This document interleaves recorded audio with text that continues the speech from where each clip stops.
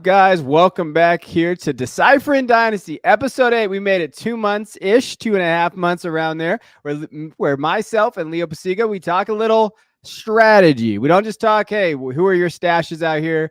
But we are talking strategy. We're going after the rookie draft. So tonight, what we're going to be talking about, your rookie draft is done. Now your league dies, right? It's empty. There's no one out there talking anymore for 2 months or whatever it is. Now what do you do? How do you address your team needs? What happens if you're a contender? So we're going to go through contender. We're going to go through rebuilding. We're going to be talking about things to consider for that, some actual targets for you guys. And in the last half of the show, we're going to be talking about our favorite stashes. How do you profile stashes?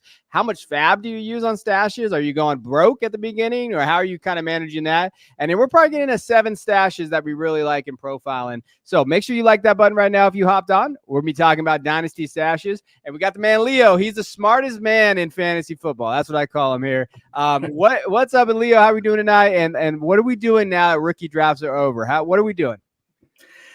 I think, well, first of all, I appreciate the compliment. I think you need to improve your judgment a little bit if you're labeling me the top dog. But that being said, I think this is the perfect opportunity for you to really do some work, because you've got a gap in activity. And if you're still plugged in and you're still engaged, you have an opportunity, to move the cog when everybody else isn't churning, for the most part.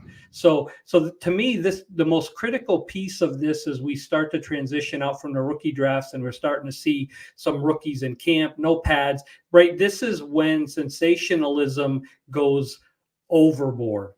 Because we're so desperate for any type of content. We're desperate to see a deep pass or, speed on the field. And so when you get those 20-second YouTube clips, or they hit X, or they hit, Reddit, and you see you see that activity, well, again, is it smoke or is it value? And so this creates a trade window. This creates an opportunity for you to capitalize that, as long as you're plugged in and you're deciphering that information and you're still moving, if other folks aren't. You don't like the 20-second training camp video? I love those, baby. I love what we got going on out there and seeing it. But yeah, I think you're right. I think there is a part of capitalizing now, address your team needs, use those resources that we have. We broke down kind of how to do that. Dynasty Daddy is a great example of that. Some of these other things that out there, like, okay, now that I've felt my team, whether I went best player available or I went team needs based on what my league is dependent on, now what do I need? What does that aftermath look like? How does that window look? Who closed their window? Who made reaches at players that you feel like, hey, now I can go after their picks? But I do want to talk about contending. So if you're contending, so we kind of dove into this in 3 different ways, looking at contending teams, rebuilding teams, and then possible guys to maybe go out there and target. So when you're looking at contending, you talked about capitalizing that rookie fever, looking at that rookie fever, the 20-second clips, the highlights, the great throws, all of that. Also, you can really capitalize on, players just not panning out, or Rashee Rice falling apart. Like there's ways to kind of have and attack them. So we found some trades here in terms of that. So I'll let you talk about the strategy on top of, like, hey, you're contending now. Where do you go out there and target? But what I did is I went through trades for some of these rookies, and I said, hey, what side would you be on if you're contending? We can work through that. But what is your strategy when you look at that? Are there particular rookies you don't mind trading, like a Keon Coleman, for example, that first one where his profile is kind of a mixed bag, or do you just look for the best possible deal? I think it really comes down to the best possible deal. And yes, I do like those 20-minute YouTube clips of training camp, because they do create that opportunity. So the best piece of advice I can probably give anybody that's trying to navigate and create trades in this particular window, as we start to transition into more and more training camp, is follow beat writers, as opposed to just the video clip connoisseurs that are out there posting content, because beat writers are generally going to give you, for the most part, a more accurate representation of what's really taking place in some of these camps. But for me, it's really all about the value swing. We talk about it every show that we do. We talk about variance, and where do you find that variance? And you can find it from a 20-second clip where all of a sudden somebody didn't have a tremendous amount of trade value, and all of a sudden they become the flavor of the week. And that's an opportunity to move off that player. Or there can be a particular player that isn't getting the buzz that you might be high on, that you think has a great situation, and you can take advantage of the lack of noise and try to buy the discount. So I don't have a problem at all. There's not one particular position, group, age, even as a contender, that I'm really worried about. What I'm trying to do as a contender is at this point of the game, I'm really trying to build a depth from an asset perspective. I'm not necessarily, if I'm a contender, I'm not necessarily worried about fine-tuning my starting lineup in May or June. Mm-hmm. I'm worried about building enough depth so that I can be a major player heading right down into the final 2 weeks of preseason when we're really trying to fine-tune, or I have enough depth to sustain a major injury. Because I think too often dynasty managers focus on trying to trim the depth for 3 depth players to get 1 better positional player. But sometimes you end up cutting off your foot, because bottom line is you may not have the depth after that trade to survive, as a contender, to survive a major injury once you come out of the gate. So for me, it's just about capitalizing on variance. And as a contender, I'm really looking to build enough depth to be even more active as I head into September. Yeah, and I love this point by Brian, because I was going to bring it up too. It's not just the camp clips. It's the coach speak. Coach speak will get you a little far. Like, you're going to hear a lot of that coach speak go out there. You'll see the beat writers talk about it, the reports coming out. Capitalize on that, because we've seen instances where coaches are going to have raving reviews, unless you're Gerard Mayo, who apparently hates his new quarterback. Drake May is apparently just the worst quarterback he's ever seen in his entire life. But, outside of that, you're seeing a lot of, coach speak kind of props these guys up. The point that I wanted to harp on before we dive into these trades for you is the beat writer thing's real. And if you're on X, which I'm sorry, if you're on Twitter, X, or whatever it is definitely not a fun place all the time. You can create lists. So what I do is I have found a lot of good beat reporters that I like, and I create lists. I create like my beat reporter list, and I kind of just have that so that you could scroll and see, especially as the summer goes, as camps start going. If you have a list of those beat reporters, boom, you're ready to go, and you can kind of go through there. We're also doing that on our Substack. We're going to be having like training camp reports, and we're going to be having that stuff kind of put up there so you could see it. But just having that information handed to you, you can really kind of go in there and follow those beat writers and really adapt and really see like, hey, who's that wide receiver 3 maybe that can get some value right now that's on my waiver wire, right? Oh, hey, they're talking about him in beat. Now, it's not perfect, but definitely is definitely an advantage. You want to take as much advantage as you can. And that's one of those things that like doesn't need big game theory. Oh, follow the beat reporters. Not everybody's doing it though. So it's able to kind of, attack that advantage a little bit, but you don't have to sit here and like think that you're the biggest dynasty brand in the world. Just follow the beat reporters and follow the news. That's a good way of kind of doing it. Let's go through these deals we don't have to go through every single one. I definitely want to go over Keon Coleman, because we've had to talk about Keon Coleman here. I've been hearing him. He's got buzz out there. I mean, they love his interviews too. So again, that's another point. They love this kid. They think he's got fun interviews. He's talking all this. He does a good media game. So if you're contending, and you drafted Keon Coleman, this is an interesting deal. This happened on Fantasy Calc, where I get a lot of my trades there. So shout out them. They do a good job of having a database there. And this is a 12-team Superflex tight end premium. So Keon Coleman got traded for Zay Flowers in a second.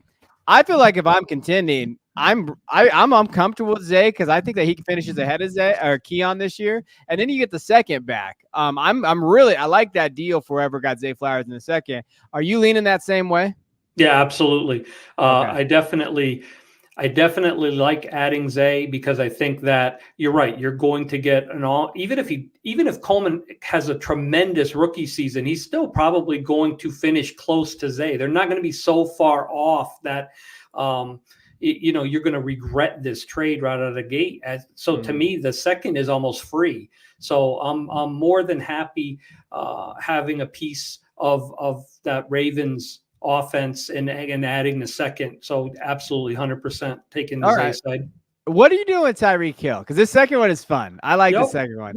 Godwin and Benson. So you drafted Benson probably 201 or 203. We talked about him on the channel. Chris Godwin, to me, he's okay. Like he's one of those guys. He's on your roster, and I don't love the upside in that offense with the new offensive coordinator. But I love this deal for swing for the fences for a contender for Tyreek Hill. Now it's a swing for the fences because Hill's probably got at least this year, possibly the next year, and you're really not getting back for this. And Benson could be very good, but this is the type of deal I don't mind going for it if you're a contender. Right. I agree. I would go with Tyreek Hill. And I said just a few minutes ago that sometimes being a contender, you're really looking to build some depth to get into the season and to sustain, but you're also going to take some shots. And I say you build depth to be able to take a shot like this. And I'm comfortable, especially because I think, we talk about rookie displacement, and as a contending team, I really think that value lies in the bland, in the the not so pretty player that has a ton of buzz. We'll talk maybe about Connor. We'll talk about Gus Edwards, guys like that have a really high floor, but they're just not flashy. So in this particular instance, I'm very comfortable moving Godwin and Benson together to take a shot at this splash player. But again, the rookie displacement thing is real because you can take a shot with these two guys and go after Hill as long as you're also being active and getting some of these bland, high floor players to add on the backside so that because now you're going to have a free roster spot.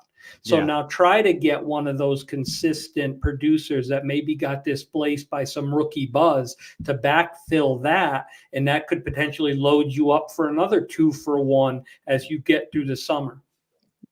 This is why you're the smartest guy. That's a very good point. No, that's a good point too. As you talk about some of these stashes too, because you might think you're giving up Benson and Godwin for just Hill, but if you open that spot up and there's a guy like Rasheen Ali or some of these other guys that we're going to be talking about a little later, hey, you have production there, right? You have a Benson / production. And you love the Hill because he's probably going to outperform Godwin as long as he stays healthy. The other deals for everybody out there listening on the podcast, Rome Odunze straight up for AJ Brown. Then we had J.J. McCarthy, a 26 first, Tucker Kraft for Anthony Richardson, which is blasphemous. My boy Anthony Richardson is not getting valued the way he should be valued there. The other one I thought was interesting, kind of that rookie displacement, Troy Frank and Xavier Worthy for Brandon Ayuk. So essentially 2 second-round guys, maybe with Troy, probably mid-third, depending on your draft for Ayuk, who's a top 12 dynasty wide receiver right now. And then you have Jameson Williams and Jonathan Brooks for DJ Moore. And we've been talking about this a little bit in the Patreon. DJ Moore seems like he's a little undervalued right now. I think that this is an opportunity to maybe go grab DJ Moore. But of those deals, I'll let you pick. Which one do you think stands out to you, or maybe you're talking about with that rookie displacement? So I'm on the veteran side on every single one of these deals. Yeah. And again, it's capitalizing on rookie hype. It's capitalizing on potential opportunity. The only one that I was relatively close on when I looked at this was the last one, Jameson Williams, Jonathan Brooks for DJ Moore. And it's not because I don't value Moore. I just think there's question marks swirling around exactly what is that Bears offense going to look like. Yes, they have weapons. Yes, they added Keenan Allen. Yes, they have Rome Odunze. What is Caleb going to look like in his first year? The schedule is favorable. So what does that ultimately look like?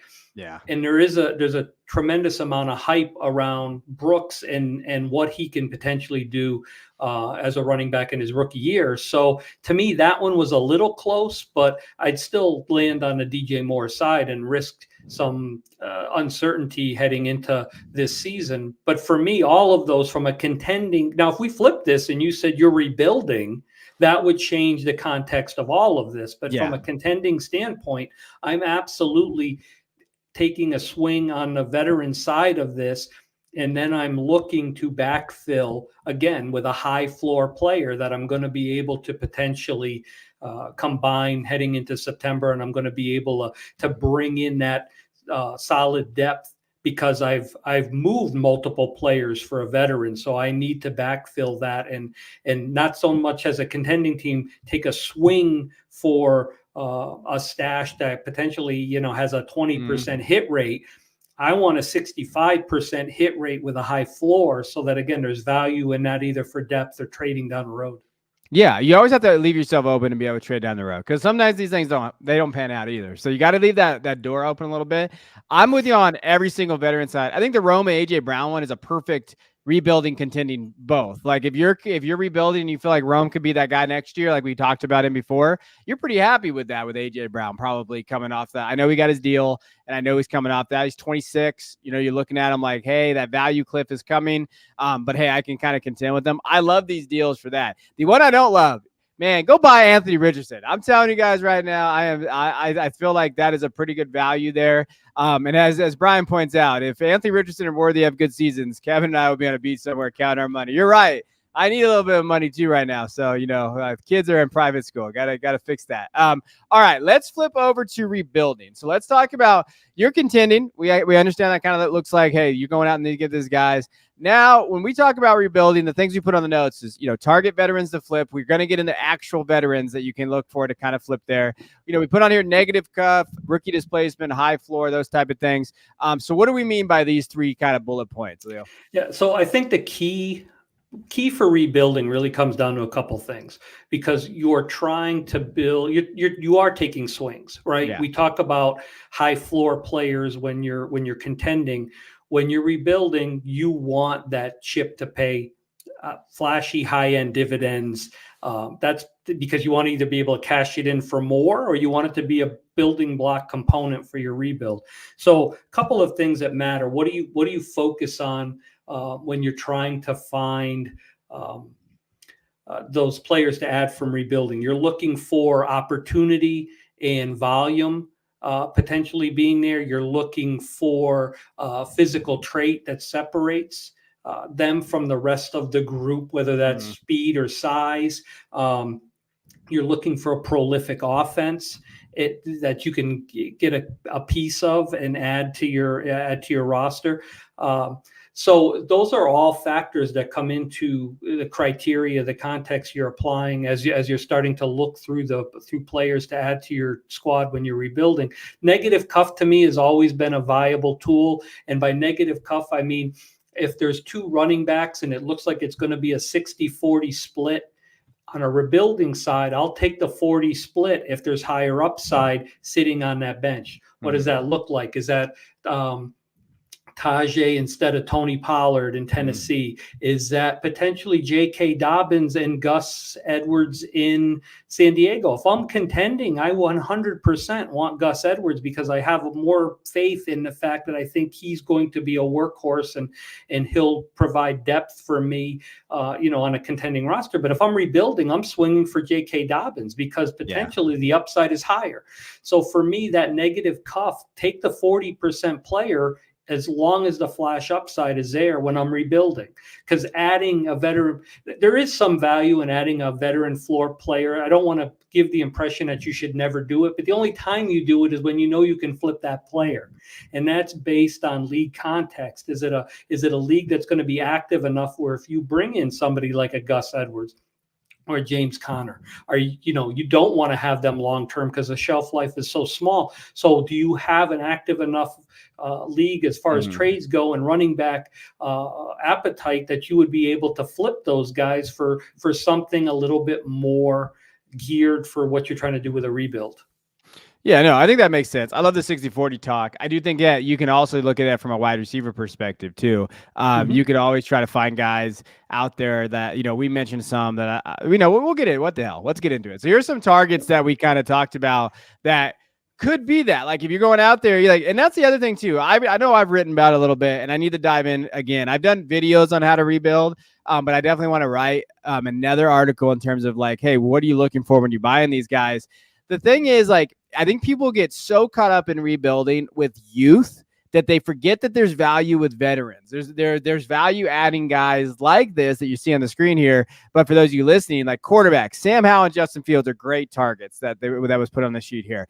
Running backs, James Conner. I'm interested to hear what your take is there. Zeke.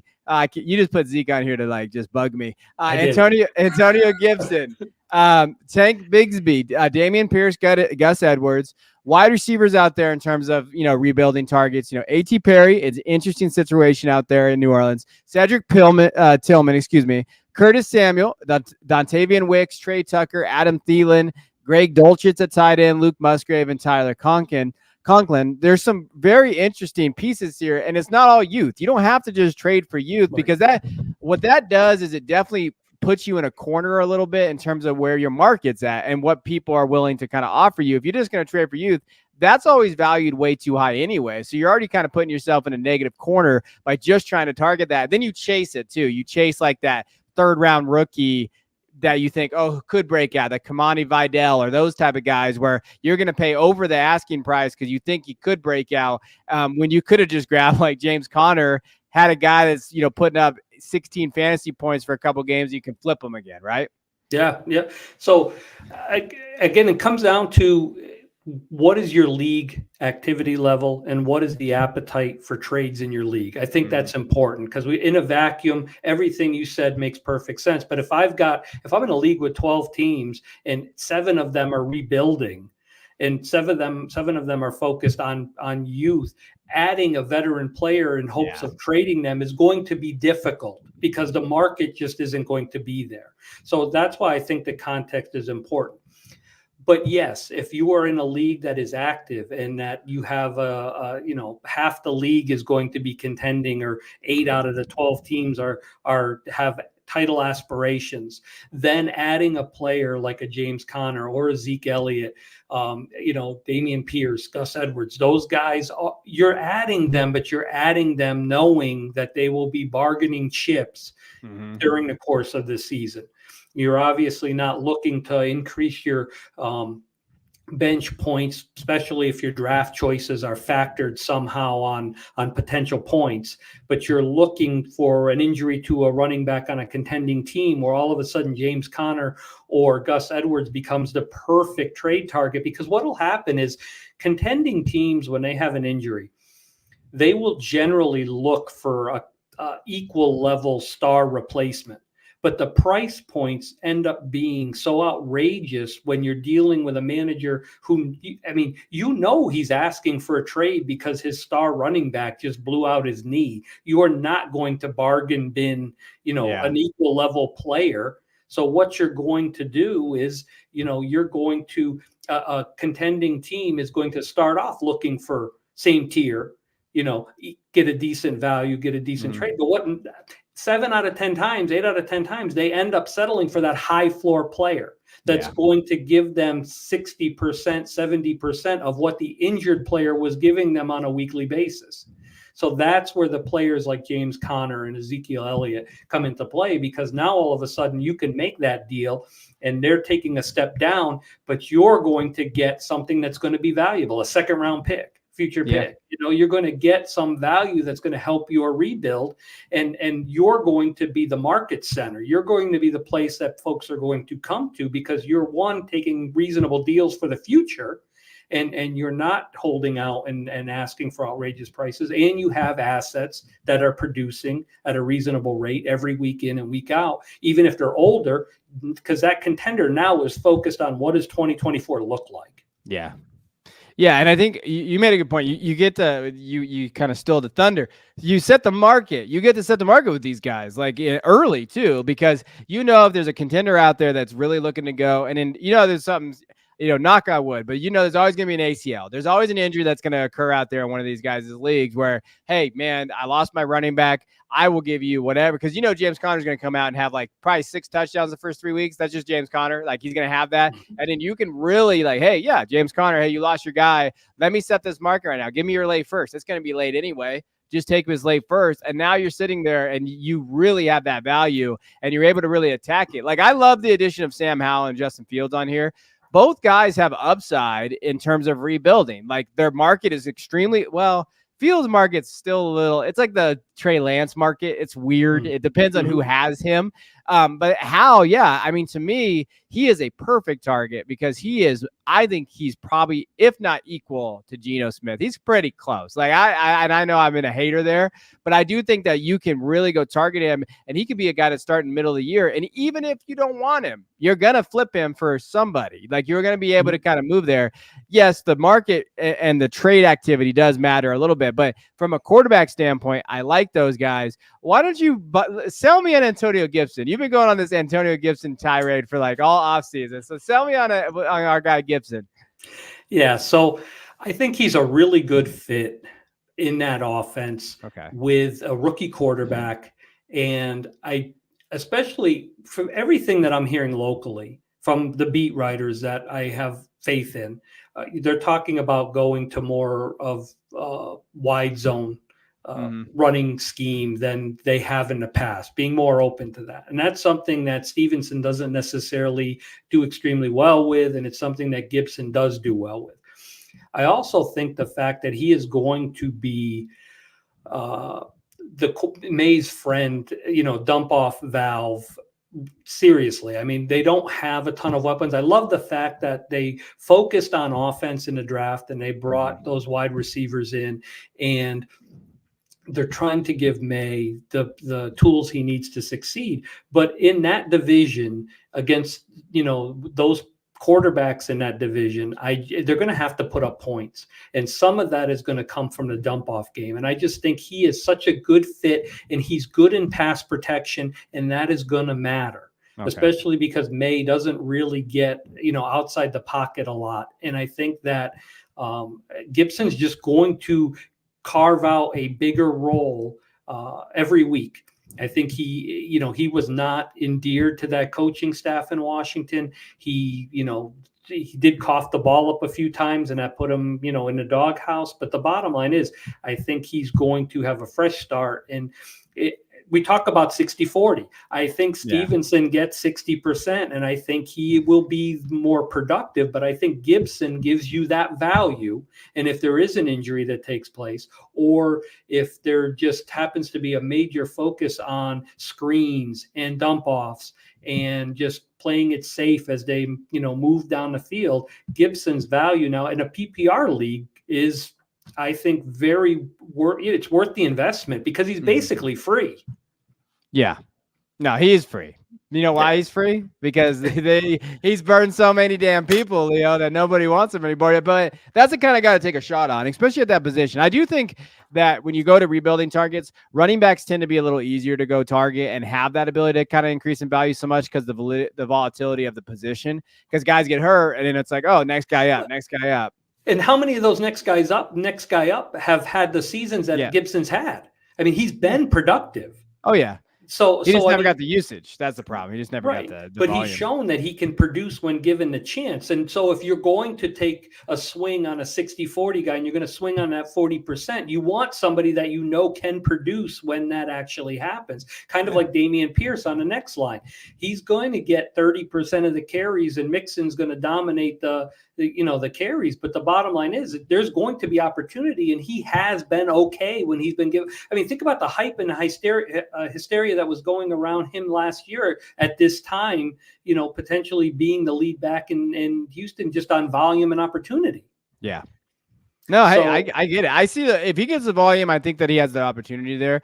And in PPR, you go for those pass catching guys, the guys that can give you kind of that upside from the pass catching perspective.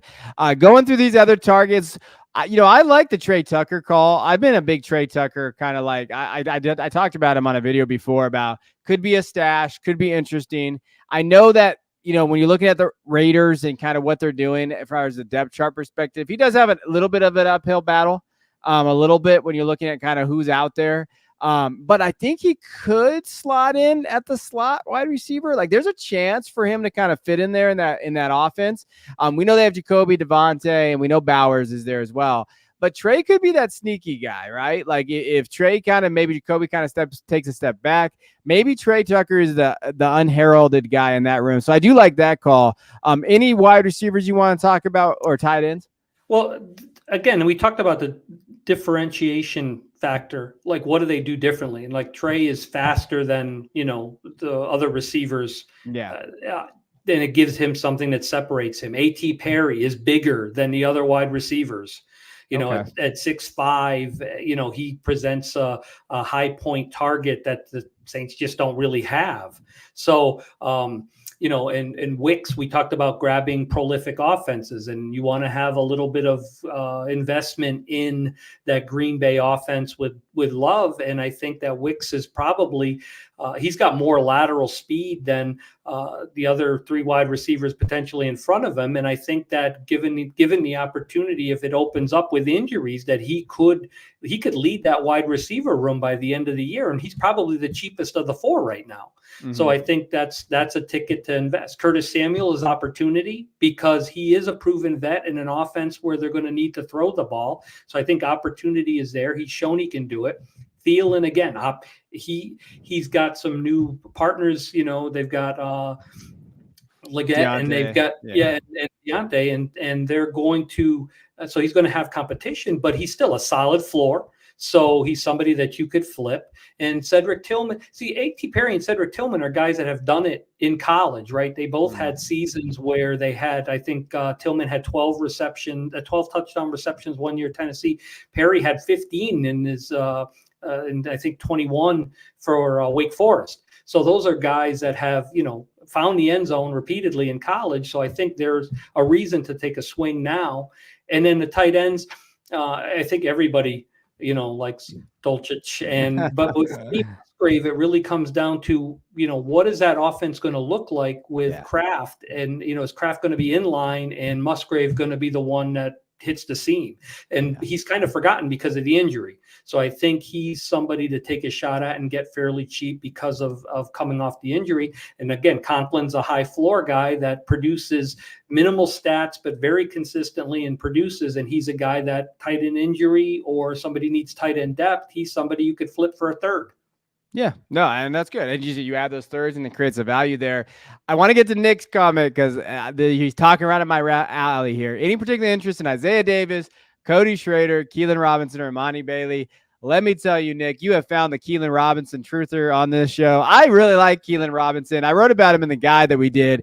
You know why Keelan Robinson could have a role? Because of the new kickoff return and the new kind of ability in the NFL, because he was one of the best kickoff returners in the Big 12. He was all Big 12 honorable mention 2 years in a row because of his special teams. So when you look at those guys, Robinson is absolutely free right now. You could go get Robinson for $0 on the waiver wire and add him to a taxi squad. The other guys, Imani Bailey might be free, but Cody Schrader is probably on a roster. Isaiah Davis too. I just didn't like Isaiah Davis's landing spot. Now, I was never really a big Isaiah Davis guy pre-draft, and then he gets the Jets, which.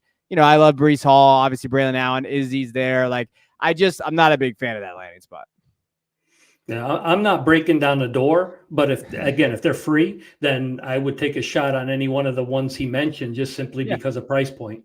Yeah, free is always good. That's what I say. All right, let's jump over to Dynasty Stashes, and we're going to get into actual players and really kind of dive into those guys.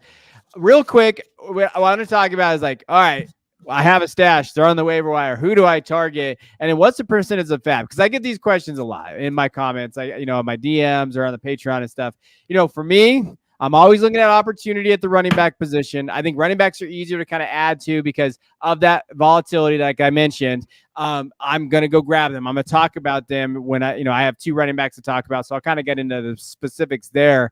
From a wide receiver standpoint, it's hard. You really need to look at the way to look at wide receivers, in my opinion, Leo can kind of push back if he wants to, is look at where they landed in scheme. Okay, so that's the scheme. Does it fit their profile well? So go through whatever profile, however you want to do that. Nakua is a perfect example of this because he landed in a scheme that was perfect for him last year with opportunity too. The Rams had opportunity and scheme fit his play style, his ability to kind of be that Robert Woods type for that offense, just more athletic. So the way to kind of look at it, I think this is when you're looking at stashes for deep guys. And what we did here is we looked at guys that 3rd, 4th round or undrafted. You're looking for those deeper guys in that 4th undrafted range. Who do you want to target? Well, to me, it's, hey, does he have opportunity? Okay. Does he fit in a good scheme for himself there? It's there. And as far as percentage of fab, to me, if it's a deep league, really comes down to roster spots. If I'm sitting there, it's a 32 or plus. I don't mind giving up 50% of my, fab if that's the case for a multiple guy, a couple guys there. I'm okay with that. If it's a little shorter benches, I will probably, go down to my fab. 15% is usually the number I like to stay at. But if I really like a guy and I need him on my roster, I don't mind going up to that 30, 40% either. Yeah, I agree with all of that. I think 2 other things to consider especially when you're looking at wide receiver is not only Are they playing positions that they're designed for? Are they an X? Are they a Y? Are they a slot? How does that look like? But also, what personnel does the team play a lot? Because if you're talking about a fourth wide receiver on a squad and they run, two tight end sets more frequently than any other team in the league, that's going to impact the amount of time on the field. So I think that matters a little bit. And then I also think, what's the quarterback play like, right? That matters. It could be a wide receiver in a perfect spot and have opportunity, but if the quarterback is absolutely horrible or the offensive coordinator has no idea how to utilize them, so coaching staff and quarterback play kind of comes in. It's something that, I kind of run through the algorithm to see if it matches up. And then when we talk about percentage of fab, it really comes down to, is there somebody, what does the history of my league look like? I know I've played in leagues where there were one or two particular managers that would dump 90% of their free agent bucket into that first week of waivers, especially if they weren't open all season, all summer long. As soon as that first waiver ran, they 90 to 95%. So in those leagues, you knew that you had to dump a decent portion. And if you wanted the player, other leagues, everybody had real tight purse strings and they wouldn't put, 25 to 30% was the high number going in, especially if they were open all the time. So that history kind of matters into how you're making your judgment call, not only how badly you want that player, but what do you think the rest of your league is going to do based on how they've put in bids in the past? Yeah, no, 100%. And I also think, because we're talking about rebuilding or contending, if I'm rebuilding, I'm putting a little bit more fab in there. Like I'm going to be putting a little bit more fab in there, get as many assets as I can. And then another way to do this too, and this is a good thing in terms of your dynasty leagues, as you see, look who bidded on who got outbid. Find out who got outbid. Who is that dude that went for 4 running backs and didn't get one? Because he's in the market now, and mark that down or write it down if you're Leo's age. Put it in your pen and note paper, your yellow paper, and then if you're there, so mark it down so I think that is absolutely great advice. The one caveat I would add to that is don't do it 5 minutes after you get the player. Yeah, because there's a lot. Usually what happens is the day that you get that waivers run and you outbid somebody by $5 for a particular player, that guy is not going to give you a first round pick for him because you outbid him by $5. There's bad blood right there for that first 24 hours. But if you wait a few days, and then you go back after that. So I just wanted to be clear. Don't knock on that door, 20 minutes after waivers run. Just wait a little bit, let the dust settle, and then absolutely target the folks that either went hard for a position that was similar or they went for that particular player. Absolutely. Yeah. And just to know what he needs, like what he wants. Hey, how does he go? What is the profile that he looks for? Like little things, any edge you can get on your dynasty managers in a league, especially if you don't know the guys that well. If you know what they like to attack and what they're kind of looking for and targeting, yeah, absolutely. Write it down. What do they go for? Do they go for that quarterback or whatever? All right, we're going to get into some particular players. So I'm going to let Leo go first. We're going to talk about his stash. So what we're going to do is we're going to go over stashes now, guys that we like, kind of go over their scouting report, what we see from their depth chart or whatever. What we have on the screen right now, if you're watching on YouTube, is their dynasty rank right now on Keep Trade Cut, their value. Where he's at on the bottom there, the Keep Trade Cut right there is running back 66. In TDR, we have our consensus rankings. We have him at running back 54. And in the players you're seeing on the screen there are the deals he got traded for straight up. So that is his value and trade value in 12-team Superflex PPR for what he got traded for straight up. So I'll let you talk about Ali. You stole mine. I like this one. I like this pick here. What do you like about him? Well, so I'm out of my element compared to you because when you talk about, me being the wise sage, but the bottom line is you put that draft rookie guide together. That is awesome. And the work you do with college players is phenomenal. So I have to basically defer to you pretty much on all of this because of the in-depth work and excellent job you do scouting these players. What do I like? I mean, I just like the combination.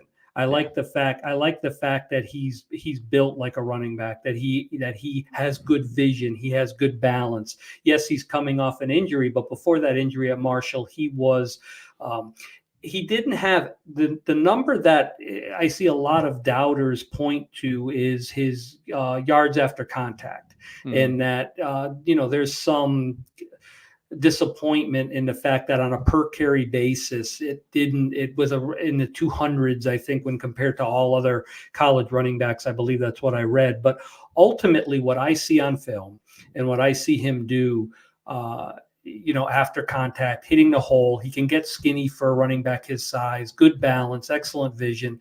And he's got enough of a burst that I think that with his size combination, it all works. You watch the film, and what I see is a talented running back who can gain yards and who's been devalued because of the injury. And I think landing spot affords him the opportunity to get healthy. We're dealing with Keaton Mitchell, everybody's darling last year, and he's kind of the flash and second on the depth chart behind Derrick Henry. And Derrick Henry's going to carry the major part of the load. So I think this really sets up well for him to be able to heal, to be able to learn. And I think going into his sophomore season, his second season in the NFL, I think he's going to be prime because he's going to, I think, be the main back heading into 2025. Yeah, he can be, right? That's what you're looking for. You're looking for that guy that can be there. The thing with Rasheed that I like, that I've really kind of pointed out, is, I think he would have got higher draft capital than 5th round if he didn't tear his biceps at the Senior Bowl. I think that he definitely would have gotten there. The thing is, he's a perfect Raven. Like, he fits their system perfectly. And in Todd Monken's system, what people don't realize is, like, his ability to get the ball out in space to weapons and their running backs, screen passes, all of that. You saw Kenny McIntosh do that. You saw some of these guys that came from Georgia, and he's going to do that with them. And again, what I put down in the guide, given his skill set and where that depth chart is, it's not as cut and dry. Like, you have Keaton Mitchell coming off the ACL, the ACL, I believe. And then you have Justice Hill. Justice Hill is Justice Hill. I mean, Ali could be competing for running back 3 right away. Just boom, he's there, or running back 2. So he's got the volume there behind Derrick Henry. So really, there's not a ton of downside to stashing him, because Henry's going to be probably gone after next year, like you mentioned. Hey, if something happens in front of him, this kid could be running back 1 in a Ravens offense that you want the volume there. And that's what you're looking for when you're talking about this. And this is what he's going for. So straight up right now, so if you were to not add him, if he's not on the waiver wire, there's some trades. Ty Chandler. Okay. Give me Rasheed Ali there. Jaleel McLaughlin. Again, I think that there's some question marks. I don't really want anything in the backfield behind Javonte Williams. Kinda. I do like Blake Watson. I like some of these guys back there. Aldrick Estime okay, but there's so many question marks. Yeah, I'll take Ali for Jaleel McLaughlin. AJ Dillon, yes, we know what AJ Dillon is. Why are we still doing this with AJ Dillon? Like, if you can re-roll for Ali, I would do that. A 3rd is okay to me, because that's really what his value is. A 25 4th. Braylon Allen, he got traded straight up for. So I think the market is still there also to go target him in trades and get that value back for him. Right. And we talked earlier about physical differentiation. And I think because of the 2 backs that you mentioned, Mitchell and Hill, neither one of them can really step into a full-time role if something were to happen to Derrick Henry, but Ali could. So I think, again, that it's a physical differentiation point that matters when you're talking about depth on a roster. Yeah, 100%. It does matter. Like, you have to figure out where that roster's at and that value. That's why I like this call. I think that you picked a good one here.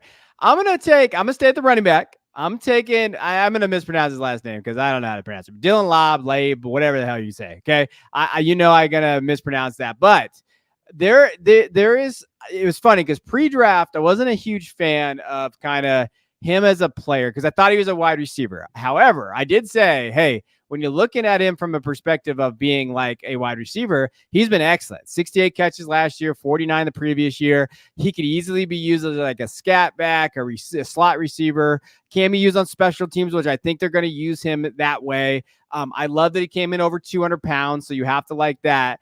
And he's just gritty. He's that lunch pail guy. You know, you talk about that lunch pail guy. He's got that. And but then he landed in a spot I really like. When you're looking at the Raiders, you know, Zamir White is there. Madison is Madison. I think he's competing with Amir Abdullah right now for that running back 3 kind of pass catching guy. Can he be that guy there? But the reason why I like him to me is because there's need for a running back 2 to be a pass catcher. If he can earn that role, you're excited about it because he's versatile. He's a skilled guy. He's pretty nuanced in route running. Like, he has that ability to do it. Yes, he's an FCS level guy. He's a round 6 guy. but he has a particular skill set. It's catching passes. And in PPR, I'm okay kind of leaning that way. And to me, his value is good enough to where I'm okay taking a shot on him. Yeah, I agree. I think you did a really good job breaking him down. The other thing I like about the Raiders is it looks like, with the fact that they took Brock Bowers, that they're not worried necessarily about, having too much talent at tight end because they already had one.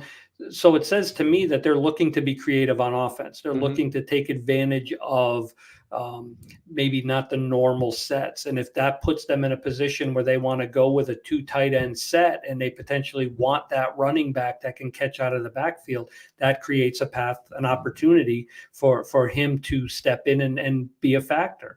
So I definitely think, again, when you take everything into consideration, it's a good landing spot. He's got a good skills. He's got a differentiator from a skill set perspective that he can catch passes better than probably any other running back on that roster. So that matters.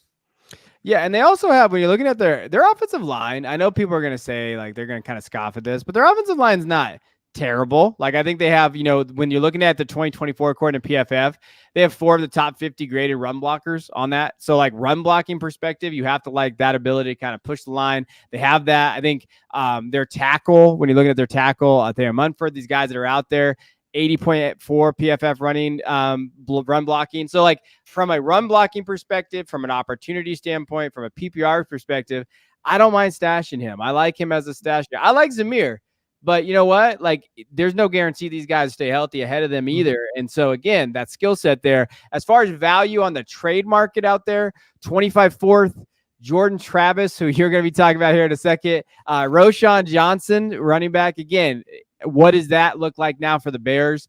A.T. Perry is out there, who we mentioned earlier. Spencer Rattler, quarterback out there for the Saints. Malik Washington, which I would probably rather have Malik. A couple of these areas, I wouldn't mind maybe taking a shot at a different wide receiver or a different rookie, but just to give you that value perspective out there for Dylan. All right, let's go to your guy. Let me hear Jordan Travis. Then let me hear your take here. But everything for me about Jordan Travis really is potentially super flex value that's baked in, because he does have question marks. Obviously, coming off the injury, there's questions about his arm strength because he doesn't have necessarily the cannon that some of the quarterbacks is. He does have the ability to run when healthy, and the road to opportunity. I mean, what is Aaron Rodgers' runway going to be? So I don't know if Jordan Travis is the heir apparent after Aaron's gone, but coming off that injury, and we don't exactly, we always say there's value even behind Kirk Cousins, right? What does that look like? Because you don't know what they're going to be on the field week 1. Now, it's been enough time that you would think that Aaron would be, especially because he was ready to play by week 3 after the injury. Yeah. So with his amazing, hyperbolic chamber or whatever he had, that got him ready. But bottom line is, there's a lot of question marks around the quarterback position for the Jets. And Jordan Travis, on a high level, showed that he could be a productive quarterback. And what I liked is he improved every year as a passer in college. His numbers got better. His accuracy got better. He started being able to fit the ball into better windows, and he has enough mobility that he can be a factor. I don't know if he'll ever be top 5, top 8 quarterback in this league, but in a super flex league, for the price he's going for, in the situation he's in, to me, there's future value. Yeah, no, I get it. When you first put it on here, I was like, Jordan Travis. And then you're thinking about kind of, in Superflex, there is a possibility that maybe he gets out there. Maybe there is that opportunity. And he's absolutely free. Jordan Travis is pretty free. Unless you have a Florida State truther out there in your league and they drafted him. Like, he is still available out there in waivers. I went and looked at a couple of my Dynasty leagues that are 28. So the benches aren't that deep and no taxi. So he definitely is there. Yeah, he's one A-Rod injury away from being relevant. So here's my question for you. Though, do you rather have him than Spencer Rattler then? Because I know Spencer Rattler's getting a lot of buzz too in terms of being in New Orleans behind Carr. Like, who would you think you would rather stash if you had to pick between both of them? If they're both free, I would probably lean Rattler. Okay. But it's close. Again, to me, it all really comes down. We wouldn't be talking about either one if it wasn't quarterback value in a super flex league. I mean, I don't think I would take a shot on either at a different position based on where they are talent-wise compared to other players in those ranges, but because of Superflex, and you just don't get an opportunity generally to add a rookie quarterback for free that did the things that Jordan Travis did when he was in college. And so if it's free and especially if you're looking for a stash, then this is perfect because you don't know what that's going to translate to, 16 months out from now. No, that's a good call. I think when you talk about acquisition cost, Travis is a very, very good kind of, just a good dart throw. That's what we're doing here. We're dart throwing, we're talking stashes, but giving that value. All right, let's go to my guy. And this is weird because Blake Watson, to me, he went undrafted. He's on the Broncos. He's definitely free. When you're looking at his keep trade cut, 105, for us, 98. He's really just going for some force out there, not a ton of trade value out there. And the thing with the Broncos, they added Audric Estime. They have Samaje Perine. They have Jaleel McLaughlin. Now they got Blake Watson. So obviously he's definitely has a battle ahead of him, trying to kind of make a roster and everything there. And I know they've talked about it. I know Cecil Laramie, who's kind of the beat guy out there for Denver, he's talked about Watson looking really good, but we've heard that before, and then they get cut. So this is definitely more of like a deep, deep shot, especially if you have a taxi out there. But I think he's underrated. I think that he's tested well. At his pro day, 4.40. I think he had the vertical over 40 inches. You have to like what he was able to do from that standpoint. Over 3,000 career rushing yards in his career at Old Dominion in Memphis. So you have that. Proven pass catcher too. So when you're looking at the numbers overall, he had 90 catches the last 2 years. So again, has that background as a pass catcher, good vision in the open field, he reads blocks well. He's a very good kick returner, which is, to me, matters because he can make a roster. You want him to make a roster, special teams might be the way he gets there, and then anything is possible. Really good burst. I think he has that. More of a scat guy, but I like rostering Blake Watson at cost because you can get it. You can get Audric Estime, who's probably running back 2 right now in the depth chart, but it's going to cost you. That's going to cost you a pretty valuable pick. Blake Watson's essentially free. So if you can stash Blake Watson and you hope that maybe, he finds a role special teams and gets out there, I don't mind taking a shot on him. And he's got the speed factor, right? That's, again, a physical differentiation point that he's going to have something that entices, even if he ends up on a taxi squad, or even if he ends up getting grabbed by another NFL team, there's a reason why, and it's because that's going to matter. So you're right. He's got a very tough journey in Denver. Especially because McLaughlin is also somebody that, has that burst and maybe not the same home run level of speed, but they're similar enough that it's going to be difficult for him to kind of separate from that. But I do think that because of the speed, you just can't rule out the fact that he doesn't end up somewhere over the course of the next year and a half where he can make a difference as a third down back. I know where he's going to end up on my rosters everywhere. I know I'm going to be having him we're going everywhere. You remember Darrington Evans? I'll never forget you, Darrington Evans. You went everywhere with me too. This one's panning out. I promise. This one for me is definitely panning out there. All right, let's move over to the tight ends and then we'll do your extra one. We have 2 tight ends here. I picked one. You picked one. Why do you lean in Theo Johnson from the Giants? What do you see in him? Size, right? Size, big 6'6". Just that's a differentiator for him. He's got decent speed at that tight end position. He's a decent blocker and opportunity because everyone is anticipating Darren Waller's going to retire and they really don't have, a ton of offensive weapons. They don't. Sure, they grabbed Malik Neighbors, but what else do they really have? So in an offense where Daniel Jones needs to be bailed out often, in an offense where, the only caveat to that, the concern is that they need him inline blocking to protect the pocket. But again, he's got size, speed, and an awesome catch radius. He's able to use his size on intermediate routes over the middle. I've watched plenty of film where I've watched him pivot and box out basically in order to free up a frame to catch the ball. So all of that combined, especially with the opportunity, because there really is no roadblock in front of him. So for him to be able to have the opportunity to size, the only drawback is what does that offense really look like heading into 24? Yeah, that's really it. I love everything about Theo Johnson. And for those of you who wonder like why his production wasn't there in college, as someone who watches college football, Penn State is absolutely terrible offense and coached terribly by James Franklin. They just don't get their best playmakers the ball. The reason why Johnson didn't get the ball is because they just couldn't get him the football. They had quarterback issues. Unfortunately, he's going to the same kind of team with quarterback issues. But we got our boy Drew Lock out there. Nope, me and Christian are still buying into Drew Lock. He's going to be peppering Neighbors and Johnson with targets all year this year. Just wait. But no, you really said all about him and his 9.93 relative athletic score. That matters for tight ends, and he tested extremely well. And so for me, we comped him to Cole Kmet in the guide, but like to me, Evan Ingram is a very good comp too. Maybe like that Evan Ingram type, where it maybe take him a couple years. I know Ingram came out hot, but maybe that he could come there.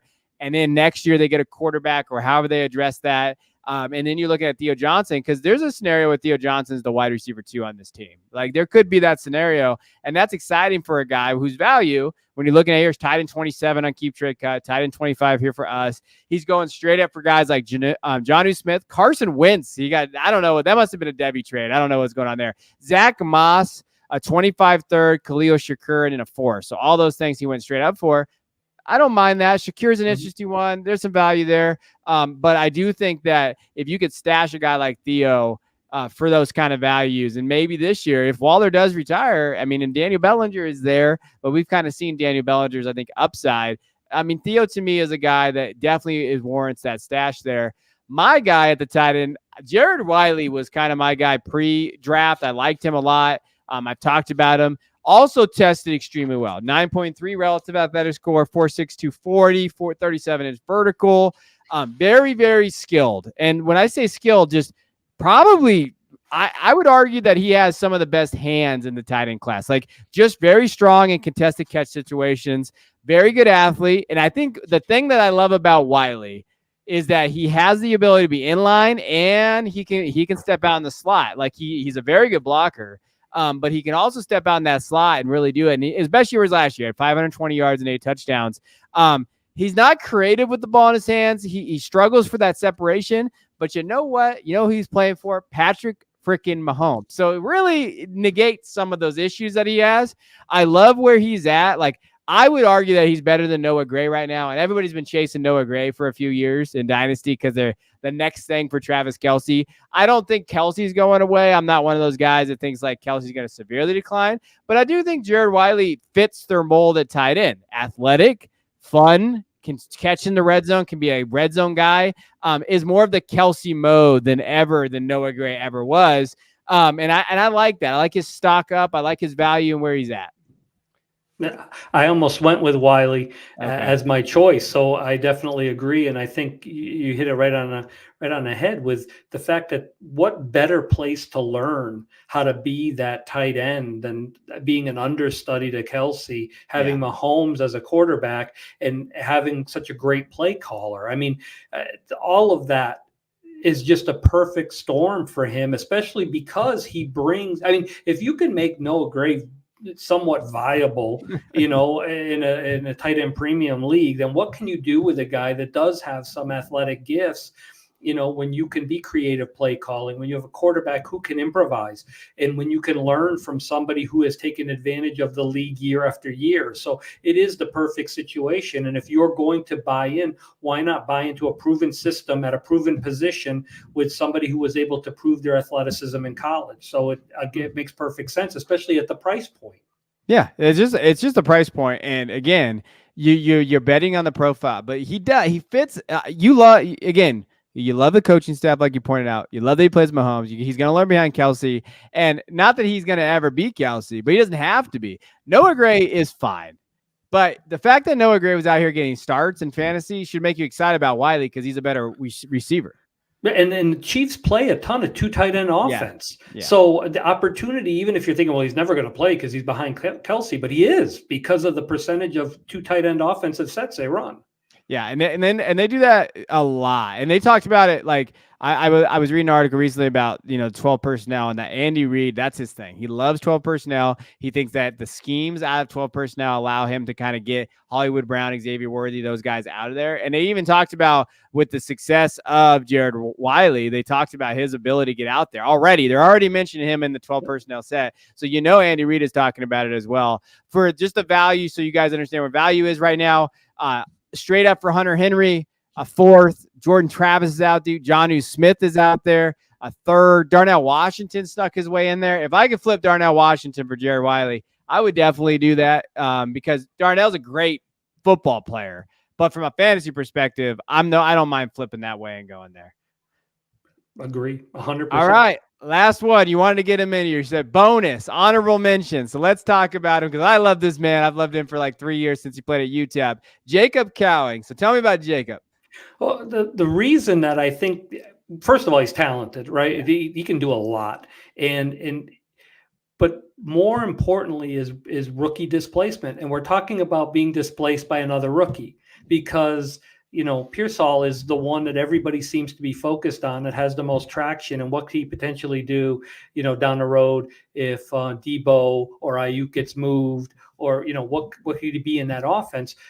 But you can get basically the same wide receiver for free and not have to pay the premium that you're paying for, the other wide receiver. It just doesn't make any sense to me. So if I have to pick between two and they're relatively close, and I think they are in talent, why am I going to pay the premium when I can have one for free? So I think this is, when we talk about rookie displacement, it's not just what veteran was displaced. It's what rookie is also being overlooked because there's a more promising rookie that got drafted from the same class.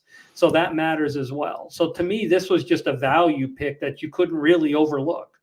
Yeah, and I think Ricky Purcell is fine. Like I like Ricky Purcell, but I don't think people understand that like Jacob Cowing was a more highly talented or touted wide receiver, like as from college and perspectives like out there up until this year. And Jacob Cowing, he played at Arizona. He played behind Ted McMillan, and Tedero McMillan is now probably wide receiver 1 or 2, depending on what you think of 25 class.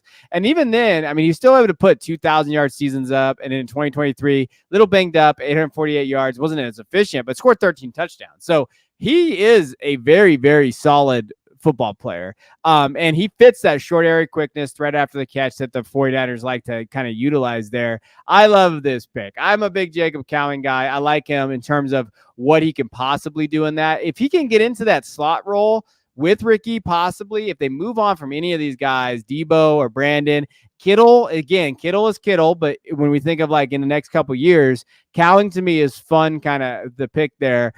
Here's who he's going for. Jonathan Mingo, Devontae Walker, another rookie that went to the Ravens, a fourth. Kamani Vidal is an interesting one, and a third and a fourth. Let's talk about the Vidal thing real quick because we didn't put him as a stash because everybody's drafted him in like the freaking early third, late second now. The guy's value just shot up as soon as he went to the Chargers. But obviously, I don't know. Would you trade Vidal straight up for Cowing? Is that how like strong of a take you have? Or are you still leaning Vidal there because of the Chargers landing spot and the running back room?